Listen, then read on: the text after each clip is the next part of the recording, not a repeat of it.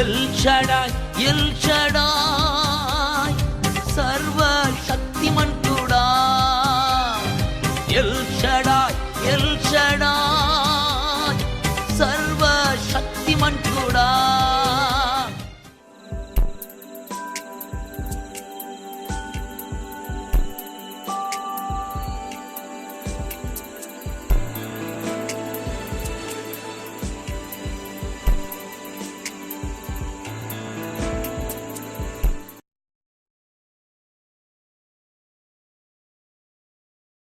ప్రభుకి వందనాలు చెల్లిస్తున్నాం.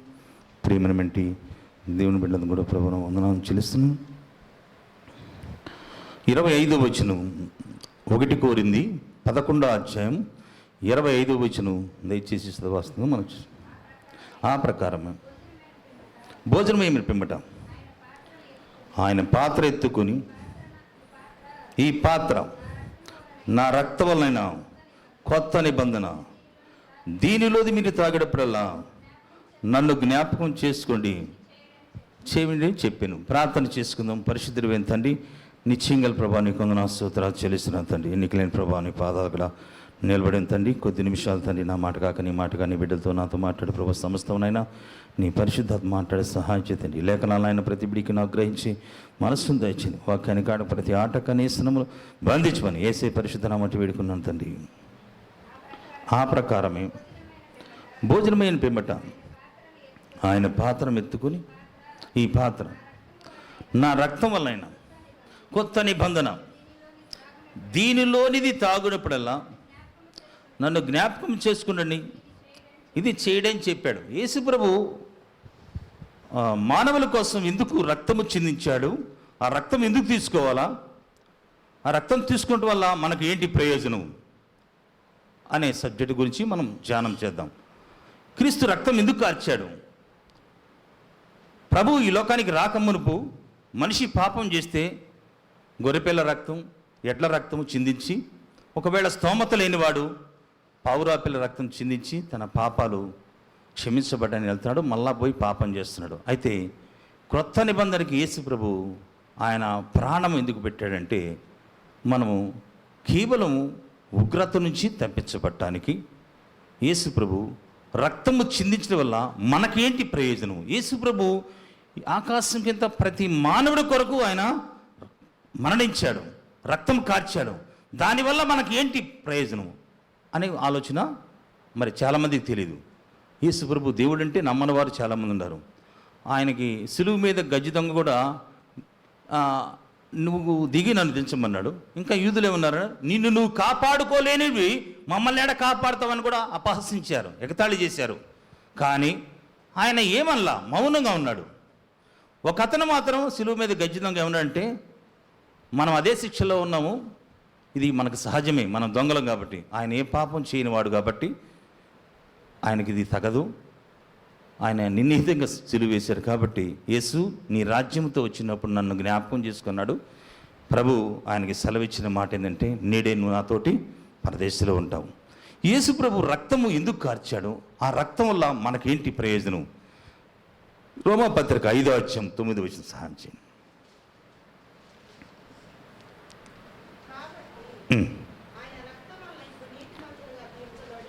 ఆయన రక్తం వల్ల ఇప్పుడు మనం నీతిమంతులుగా తీర్చబడి మరింత నిశ్చయముగా ఆయన ద్వారా ఉగ్రత నుండి రక్షింపబడతారు. అర్థమైందా? ఎందుకు యేసుప్రభు రక్తం కార్చాడు? ఉగ్రత నుంచి మనల్ని తప్పియటానికి. చాలామందికి తెలియదు. నోహు దినంలో కూడా సేమ్ ఇదే జరిగింది. అయ్యా ఓడగట్టుకున్నాడు నోహు, జలప్రళయం వస్తుంది, సృష్టి మొత్తం నాశనం అయిపోతుంది. దేవుడు చెప్పాడు నోహోకి. ఆయన కుటుంబం కొరకు ఒక ఓడ కట్టుకున్నాడు. అప్పుడు కూడా ఎగతాళి చేశారు చాలామంది. కానీ జలప్రళయం రానే వచ్చింది.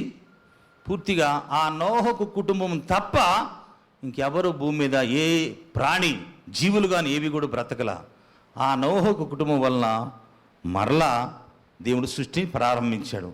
అయితే యేసు ప్రభు ఆ నోహ దినంలో వచ్చిన జలప్రళయం నేను రప్పినన్నాడు. కానీ ఈ తర్వాత ఏమొస్తుంది? ఉగ్రత.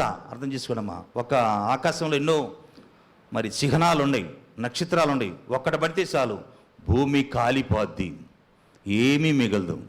ప్రతి దేశం కూడా ఎవరికి వాళ్ళే అణుబాంబులు తయారు చేసి పెట్టుకున్నారు. ఒక్క బాంబు వదిలితే భూమి మీద పచ్చగడ్డి కూడా మొలవదు, కరిగిపోతారు మనుషులు కూడా. కానీ దేవుడు ఎందుకు ఆయన కృపచేత ఆపుతున్నాడు. ఈ ఉగ్రత నుంచి తప్పించడానికి క్రీస్తు ఆయన రక్తము కార్చాడు. ఆయన రక్తం వల్ల మనం ఏమయ్యాము? నీతిమంతులమయ్యి, ఇక్కడ రాయబడింది. కాబట్టి ఆయన రక్తం వల్ల ఇప్పుడు నీతిమంతులుగా తీర్చబడి మరింత నిశ్చయముగా ఆయన ద్వారా ఉగ్రత నుండి మనను, ఎందుకు యేసుప్రభు నమ్ముకోవాలంటే ఉగ్రత అనేది ఒకటి ఉన్నది. చాలామంది ధనవంతులు చంద్రమండలం ఇల్లు కట్టుకోవాలని ప్లాట్లు బుక్ చేసుకుంటున్నారు. అవి కూడా ఉండవు. కొత్త ఆకాశమును కొత్త భూమి తన బిడ్డల కోసం ఆయన సిద్ధపరుస్తున్నాడు. నా తండ్రి ఇంట అనేకమైన నివాసాలు ఉండేవి, లేని ఎడల మీకు చెప్తానన్నాడు. నేను సిద్ధపరుస్తున్నాడు.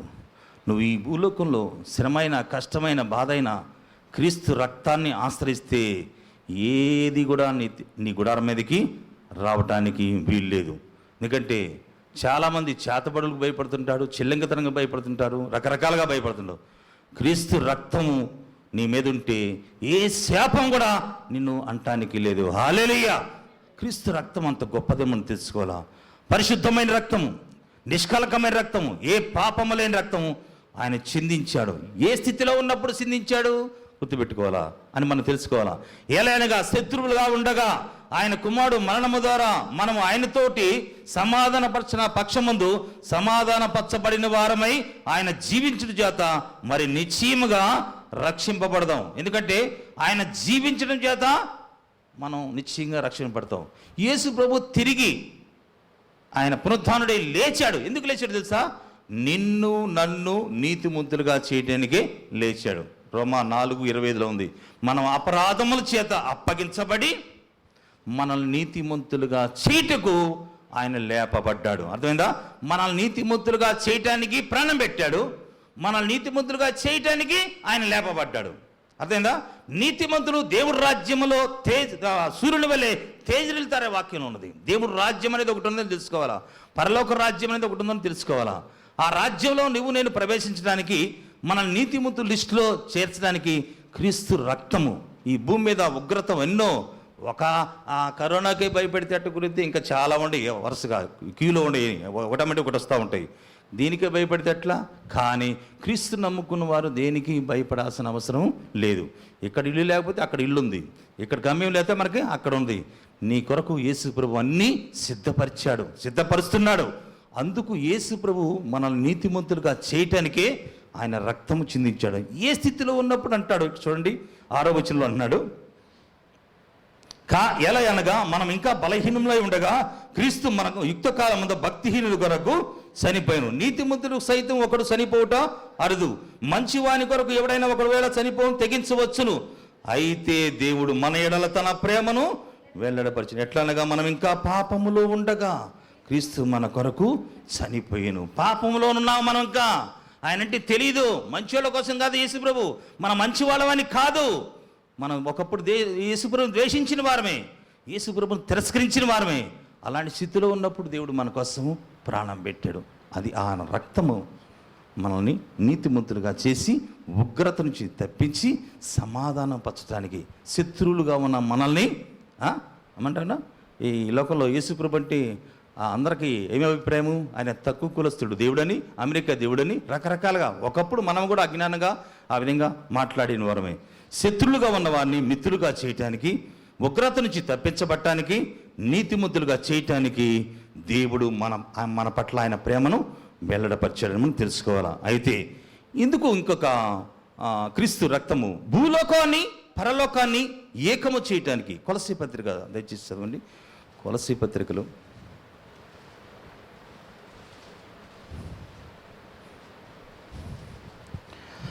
1వ అధ్యాయం 19-22 కలిసి ఉంటుంది. ఆయన యందు సర్వసంపూర్ణత నివసించవలని ఆయన శిలువ రక్తము చేత సంధి చేసి ఆయన ద్వారా సమస్తము, అవి భూలోకము ఉందన్నాయి కానీ పరలోకముందమని కానీ వాటన్నిటినీ ఆయన ద్వారా తనతో సమాధానపరచుకోవాలని తండ్రికి అభిష్టమాయను. హల్లెలూయా! సమాధానపరచుకోవాలా. ఈ భూలోకంలో ప్రతి ఒక్కడు ప్రతి ఒక్క వ్యక్తి దేవుడితో సమాధానం కలిగి ఉండాలా. ఎందుకంటే ఆయన దేవుడు కుమారుడై ఉండి తాను రిక్తుడిగా దాసునిగా ఈ లోకానికి వచ్చి తను తగ్గించుకొని మన కోసం ప్రాణం పెట్టాడు. కనుకనే అన్ని నామముల కంటే పైనామంగా హెచ్చించబడింది. హల్లెలూయా. అయితే ఆ ప్రతి మోకాలు ఆయన కొంగాల, ప్రతి నాలుక ఆయన స్తుతించాల. సమాధానం పరచడానికే యేసు ప్రభు భూలోకాన్ని పరలోకాన్ని ఏకము చేయటానికి ఆయన ఈ లోకానికి వచ్చాడు. అందుకనే సిలువు రక్తము చేత సంధి చేసి, అంటే శత్రులుగా ఉన్న వాళ్ళని మిత్రులుగా చేయటం, సంధి చేసి ఆయన ద్వారా సమస్తము భూలోకముందుని కానీ పరలోకముందున్నాయి కానీ వాటన్నిటినీ ఆయన ద్వారా తనతో సమాధానపరచుకోవాలని తండ్రికి అభిష్టమైన, అది తండ్రి అభిప్రాయం అంట.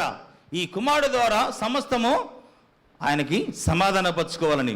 మరియు గత కాలమందు దేవునికి దూరస్తులైన మీ దుష్క్రియల వలన మీ మనసులో విరోధమైన భావం గలవారై ఉండిన మిమ్మల్ని కూడా తన సన్నిధిలో పరిశుద్ధులుగా నిర్దోషులుగా నిరపరాధులుగా నిలవబెట్టుటకు ఆయన మాంసంయుక్తమైన దేహమందు మరణం వలన ఇప్పుడు మిమ్మల్ని సమాధానపరిచాడు. హల్లెలూయా. ఒకప్పుడు యేసుప్రభు అంటే మనకి కూడా తెలియదు, మనం కూడా అట్లా మాట్లాడిన తెలియక, ఇప్పుడైనా సరే తెలుసుకొని మన కోసం యేసుప్రభు చేసిన త్యాగాన్ని మర్చిపోగలడు. ఎవరన్నా నీ కోసం ప్రాణం పెట్టారా? పెడితే చెప్పు. యేసుప్రభు మన కోసం సమస్తం సంతోషంగా, మతస్థులు ఆయన సిలువ వేశారని కానీ లేదు, ఆయన ఇష్టపూర్వకంగా ప్రాణం పెట్టాడు. యోహాను సువార్త 10:17 నా తండ్రి వల్ల ఈ ఆజ్ఞ నేను పొందాను, నా ప్రాణం పెట్టడానికి మళ్ళా దాన్ని తిరిగి తీసుకోవడానికి నా తండ్రి దగ్గర నేను ఈ ఆజ్ఞని, ఎవరు నా ప్రాణం తీలా. చాలామంది ఆయన దేవుడైతే ఆయన సిలువ ఎందుకు వేస్తే ఎందుకు గమ్మునున్నారు అనే భిన్నమైన అభిప్రాయం కలిగి ఉంటారు. లేదు. యోహాను సువార్త 10:17-18 నేను మరలా దాన్ని తీసుకుంటూ నా ప్రాణం పెట్టుచున్నాను. ఇందువలన నా తండ్రి నన్ను ప్రేమిస్తున్నాడు, ఎవడను నా ప్రాణము తీసుకోడు. నా అంతటా నేనే దాన్ని పెడుతున్నా, దాన్ని పెట్టుటకు నాకు అధికారం ఉంది, దాన్ని తిరిగి తీసుకోవడానికి నాకు అధికారం కలదు. నా తండ్రి వల్ల యాజ్ఞ, సృష్టిలో యాజ్ఞ ఎవరన్నా పొందిన వారు ఉన్నారంటే ఎవరూ లేరు. పోనీ ప్రాణము నిలబెట్టగలిగిన వాడు ఎవరంటే ఎవరు కనపట్ల మనకు. ఒకవేళ చనిపోయిన వారు బ్రతికున్న వారు ఉన్నారు, కానీ వాళ్ళు మళ్ళా చనిపోయారు. కానీ యేసు ప్రభు ఎందుకు మనం శాశ్వతంగా జీవింపజేయడానికి, శాశ్వతంగా మనల్ని బ్రతకడానికి ఆయన మన కోసం ప్రాణం పెట్టాడు. దొంగతనముకు హత్యకి వచ్చాను కానీ మన దేనికి రాడు. నేను గొర్రెలకి కొరకు నా ప్రాణం పెట్టడానికి వచ్చాను, నేను గొర్రెలకి మంచి కాపరిని అంటాడు. కాబట్టి యేసు ప్రభు తన రక్తం వల్ల మనకి ఏమిటి ప్రయోజనం అంటే, ఈ లోకములో ప్రతి ఆచారాలన్నీ వల్ల కొట్టివేసి మనల్ని విమోచించాడన్న సంగతి మనం తెలుసుకోవాలి. ఆయన రక్తము ఇక్కడ రోమపత్రికలు మనం చూస్తాము 7వ అధ్యాయంలో 4వ వచనంలో, కావున నా సహోదరులారా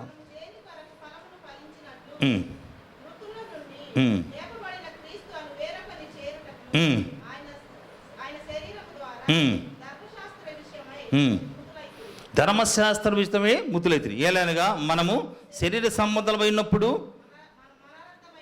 మరణార్థమైన ఫలములు ఫలించుటికి ధర్మశాస్త్రం వలన పాపేచ్ఛలు మన అవయవంలో కార్యసిద్ధిగా ఉండెను. ఇప్పుడైతే దేని చేత నువ్వు నిర్బంధించబడితివో దాని విషయమై చనిపోయిన వారమై ధర్మశాస్త్రం నుండి విడుదల పొందితే కనుక కాక నవీన స్థితి గల వారమై ఉండటానికి యేసు ప్రభు ధర్మశాస్త్రాన్ని కొట్టివేశాడు. ధర్మశాస్త్రం అంటే ఏమిటి, పాపం అంటే ఏమిటో తెలియపరచడానికి ధర్మశాస్త్రం. మరి ధర్మశాస్త్రం 10 ఆజ్ఞలు వాళ్ళకి, యేసు ప్రభు వచ్చిన తర్వాత వాటిని కొట్టివేసి ఆ బంధకాల నుంచి మనల్ని విమోచించాడు. ఒకవేళ ధర్మశాస్త్రం పక్కల నువ్వు నీతిమంతుడివైతే యేసు ప్రభు ప్రాణం పెట్టడం ఎందుకు? నిష్ప్రయోజనమే కదా. కేవలం విశ్వాసం అర్థం చేసుకోండి. కానీ ధర్మశాస్త్ర క్రియల వల్ల ఎవడు నీతిమంతుడు కాలేడు. ఒకవేళ 10 ఆజ్ఞల్లో గైకొని 10 ఆజ్ఞల్లో 9 ఆజ్ఞలు గైకొని ఒకటి తప్పిపోతే మొత్తం జారిపోయినట్టే. అందువల్ల నీతి వాటిని నిష్ఠగా ఆచరించేవారు, అది యూదులకు ఇవ్వబడింది. కృప మనకి ఇవ్వబడింది. ఆయన కృప చేత మనల్ని రక్షించాడు. అందుకని అవి కొట్టివేసి ఆయన మనల్ని విమోచించాడు. వాటి భారం ఇప్పుడు లెక్క ప్రకారం ఆదివారం, పాత నిబంధనలు ధర్మశాస్త్ర ప్రకారం శనివారం పునరుద్ధానము దినం, విశ్రాంతి దినము శనివారం అయితే, శనివారం మనిషి మందిరానికి రావాలంటే పాపం చేసిన వ్యక్తి ఒక గొర్రెపిల్లని తీసుకురావాలి. ఇప్పుడు గొర్రెపిల్లని తీసుకురావాలంటే ఎంత అయింది? కనీసం 5-6 వేల రూపాయలు అనేది. ఆ భారాన్ని లేకుండా ఇదిగో లోక పాపములు మోసుకునే దేవుడు గొర్రెపిల్లగా వచ్చి ఒకేసారి ఆయన విలువైన రక్తాన్ని కార్చి సర్వమానవుల కొరకు ఆయన ఆదాము మొదలుకొని ఎందరైతే పాపం చేశారో ఇక ముందు కూడా పాపం చేయవారితో కూడా మొత్తం కూడా ఆయన మీద వేసుకొని పాపం ఎరుగున ఆయన మన కోసం అయిపోయాడు, పాపంగా మారాడు. శాపం ఎరుగున ఆయన కోసం మన కోసం అయ్యాడు, శాపంగా. ప్రతి శాపమని ప్రతి పాపమని కొట్టివేసి మనల్ని విమోచించాడన్న సంగతి మనం తెలుసుకోవాలి. ధర్మశాస్త్రం కింద మనము లేము. ధర్మశాస్త్రం అంటే ఏంటో మీకు తెలుసుగా. కాబట్టి ధర్మశాస్త్ర ఉగ్రత పుట్టించిద్ది, కృప క్షమిస్తుందని మనం తెలుసుకోవాలా. అయితే క్రీస్తు రక్తం మనల్ని ఏ విషయాల్లో మనల్ని విమోచించాడో మనం చూస్తున్నాం. క్రీస్తు రక్తం వల్ల మనకి ఏంటి ప్రయోజనము? ఎఫ్సి పత్రిక 1:7.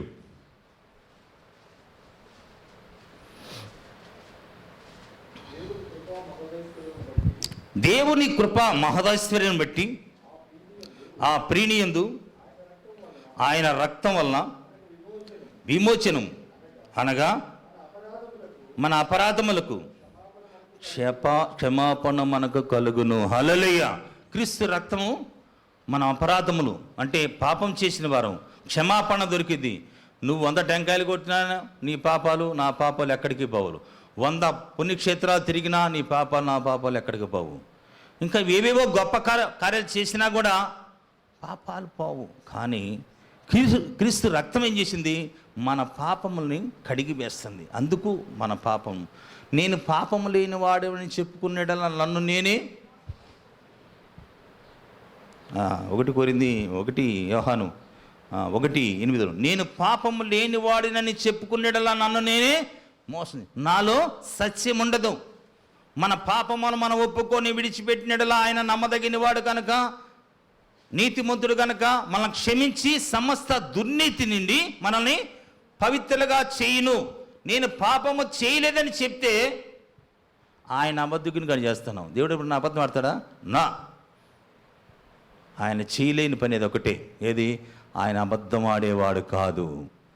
ఆయన మాట చెప్తే నెరవేర్చడానికి సామర్థ్యము కలిగిన వాడు. నేను ఇది చేస్తానంటే అది చేస్తాడు, అంతే. దైవ గ్రంథంలో ఎన్నో విషయాలు చేశాడు, కానీ ఆయన అబద్ధం ఆడేవాడు కాదు.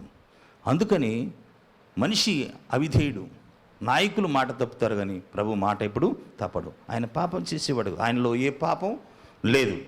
పాపము లేని ఆయన మన కోసం ప్రాణం పెట్టి మన పాపములకు మన అతిక్రమలకు క్షమాపణ ఎక్కడ దొరికిందంటే క్రీస్తు రక్తంలో తప్ప ఇంకెక్కడా లేదు. చూసారా?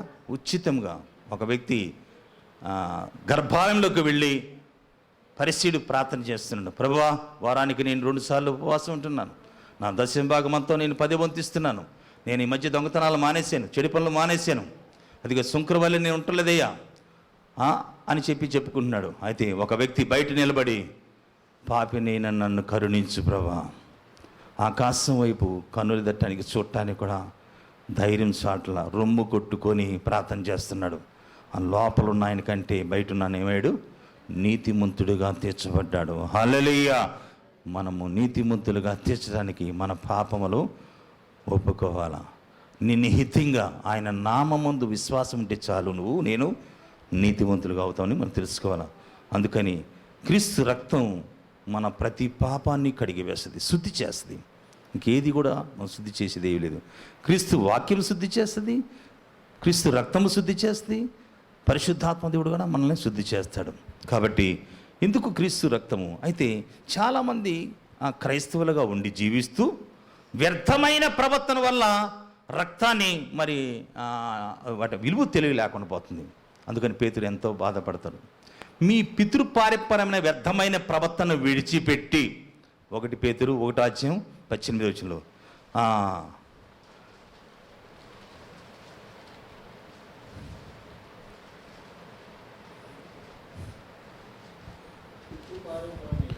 పితృపారంపరమైన మీ వ్యర్థ ప్రవర్తన విడిచిపెట్టి వెండి బంగారములు వంటి క్షయవస్తువుల చేత మీరు విమోచించబడలేదు. అర్థం చేసుకోండి అమ్మా. వెండి బంగారముల చేత కాదు, నిన్ను దేంతో కొన్నాడు?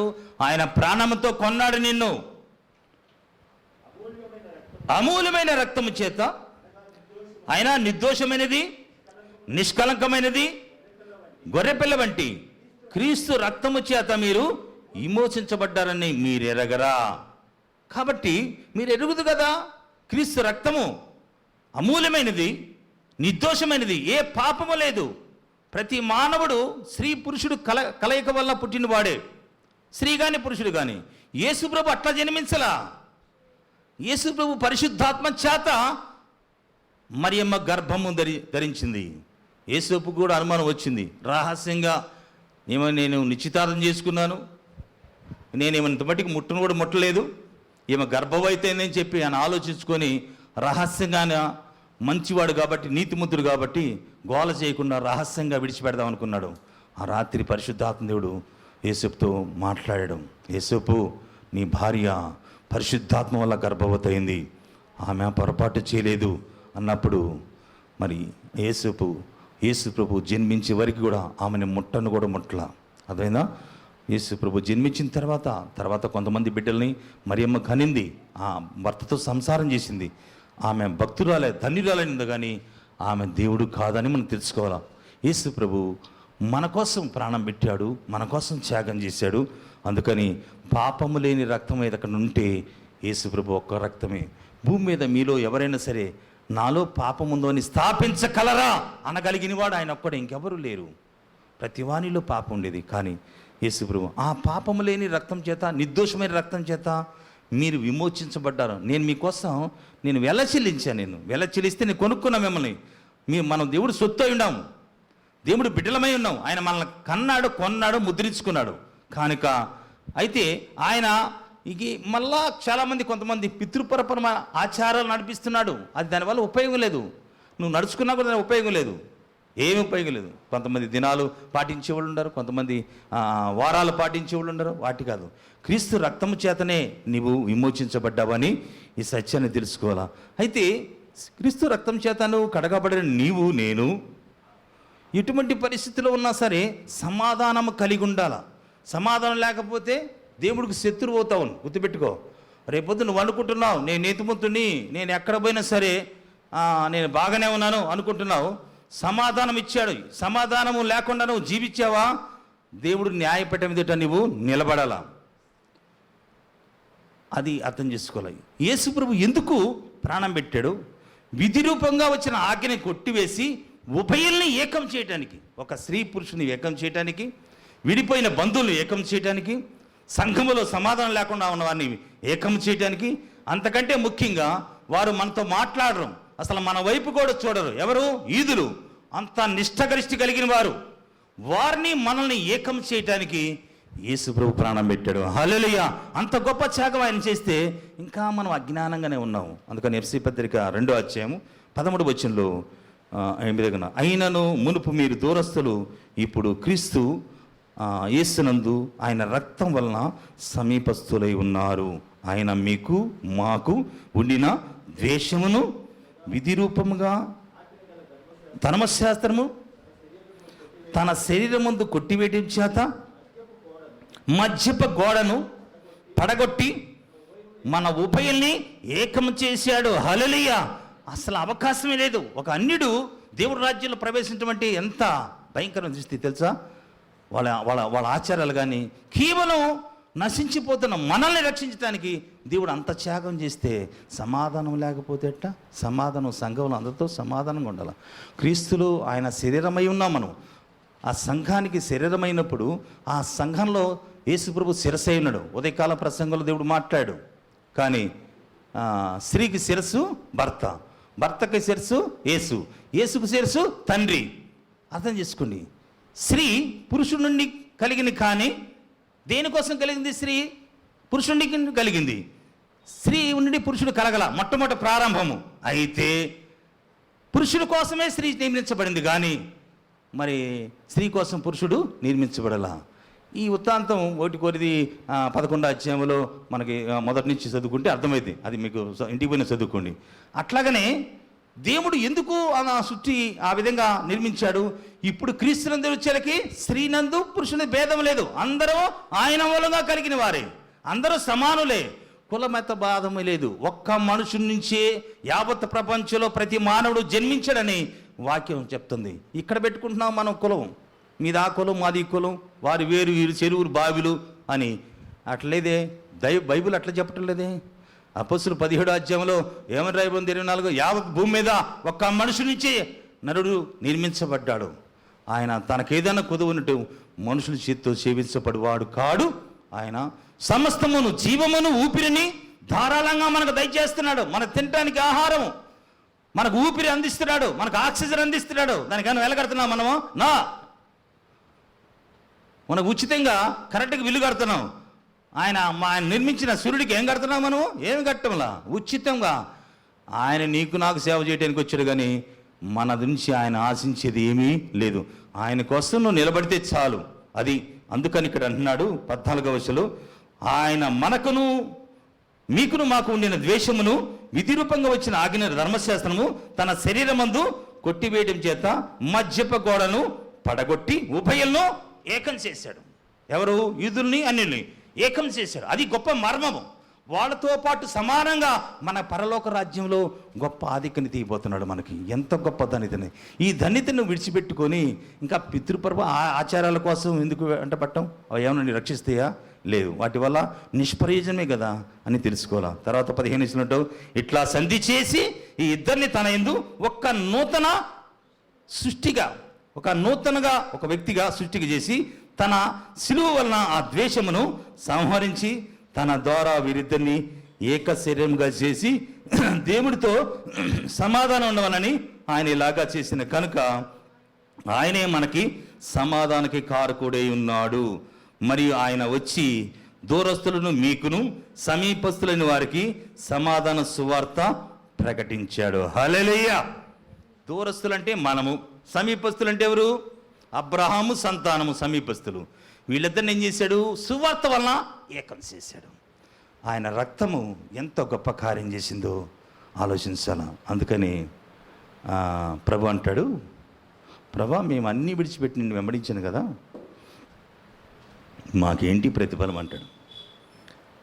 నా నిమిత్తం, సువార్త నిమిత్తం తల్లిని, తండ్రిని, అన్నదమ్ములు, అక్కజల్ని, బంధువుల్ని, బిడ్డల్ని విడిచిపెట్టినోడిని ఏమిస్తున్నాడు? 100 రెట్లు అదినుగాక నిత్యజీవం. ఎవరు వాళ్ళు?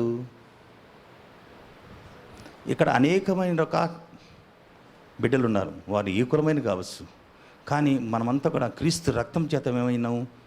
ఏకం చేయబడ్డాం. అర్థమైందా? మీరే కదా. యేసు ప్రభు ఏమన్నాడు? నీ తల్లి, నీ సహోదరుడు వచ్చారన్నప్పుడు ఆయన ఏమన్నాడు? ఎవరు నా తల్లి, ఎవరు నా సహోదరుడు? ఇదిగో ఆయన మాటలు వింటున్న మీరే కదా అన్నాడు. నా తండ్రి మీ తండ్రి, నా దేవుడు మీ దేవుడు, నేను లేచినని నా సహోదరులకు తెలియకున్నాడు. యేసుప్రభు ఎన్నో విషయాల్లో ఆయన ఏకత్వము ప్రకటించాడు. విభజించి కూడా ఇప్పుడు కూడా మాట్లాడు మీరెవరో అని అనలా. ఒకవేళ మీరెవరో ఏమన్నానంటే, ఇప్పుడు క్రమాన్ని గురించి మనము నేర్చుకున్నాం. ఒక సబ్జెక్టు క్రమం తప్పి అక్రమంగా నడుచుకునే వారిని రేపొద్దున యేసుప్రభు అనబోయే మాట ఏంటంటే, మీరెవరో నాకు తెలియదు. అదేంది ప్రభా, నీ సన్నిధిలో మేము భోంచేసాం కదా, నీ సువార్తలో మేము పాల్గొన్నాం కదా, నీ పరిచయలో కూడా మేము పాల్గొన్నాం కదా, అక్రమం చేయవాళ్ళారా మీరెవరో నాకు, నీ నామంలో దెయ్యాలు కూడా మేము వెళ్ళగొట్టాం కదా. కావచ్చు, ఆయన నామంలో అన్నీ దొరుకుతాయి. కానీ క్రమాన్ని తప్పి అక్రమంగా నడుచుకునే వాడిని మీరెవరో నాకు తెలియదు అంటాను. మనమందరూ మట్టి మానవులు. దేవుడు ఆజ్ఞకి మనము పూర్తిగా లోబడాల. సత్యాన్ని తెలుసుకొని ఇప్పుడు క్రీస్తు రక్తం వల్ల మనకు కలిగిన ప్రయోజనం ఏంటంటే మొట్టమొదట ఆయన మనల్ని నీతిమంతులుగా చేశాడు. చెప్పండి, మొట్టమొదట ఏం చేశాడు? మనల్ని నీతిమంతులు. రెండోది ఉగ్రత నుంచి మనల్ని తప్పించడం. తర్వాత మూడోది సమాధాన, తండ్రితో మనల్ని సమాధానపరచడం. ఆ తర్వాత భూమిని ఆకాశాన్ని ఏకం చేయటానికి తండ్రికి అభిష్టమైన. అందుకనే ఆయన రక్తము మరణ భయం నుంచి చాలామంది కరోనాకు భయపడతాడు, దేవుడికి భయపడలా కదా. బయటికి పోవాలంటే భయం, ఏ టైంలో ఏం జరిగిద్దో భయం, బస్సు ఎక్కాలన్నా భయం, ఆటోలో కూర్చోవాలన్నా భయం, మనిషిని తాగితే భయం, పట్టుకుంటే భయం, చూస్తే భయం. దీనికి భయపడుతున్నాడు కానీ దేవుడికి భయపడలా. దేవుడికి భయపడు, నీ జీవము ఆయనతో కూడా దాచబడింది, నీ తల వెంట్రుకలో ఒక్కటి కూడా రాలదనే మాట ఎవరికి గుర్తుంటలా. దేవుడికి భయపడేవాడికి ఏది మేలు చేయక మానడు. యథార్థవంతులకు ఆయన ఏ మేలు చేయక మానడు. దేవుడికి భయపడితే ఆ భయం నుంచి విడిపించడానికి యేసు ప్రభు ఈ లోకానికి వచ్చాడు. చివరిగా చూడండి దయచేసి, ఎందుకు అంత త్యాగం చేస్తానంటే ఆయన కూడా మనవలే జన్మించాడు కాబట్టి. హెబ్రీ పత్రిక 2వ అధ్యాయం 14వ వచనంలో రాయబడి ఉంటుంది.